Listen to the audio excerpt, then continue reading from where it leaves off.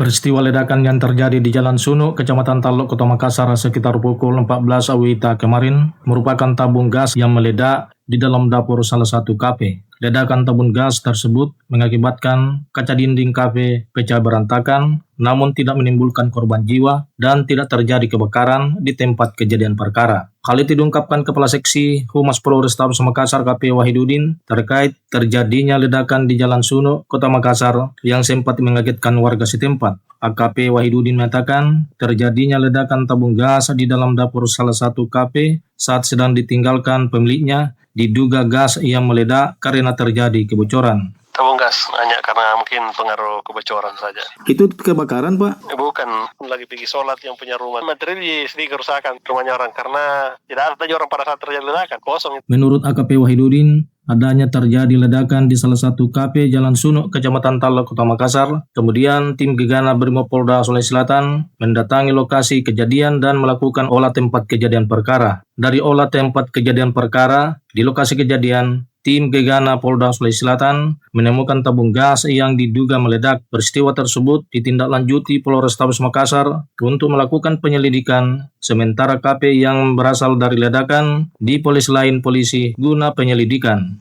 Informasi selengkapnya dapat Anda baca di portal berita kami rri.co.id dan jangan lupa untuk mendownload aplikasi RRI Digital di Play Store.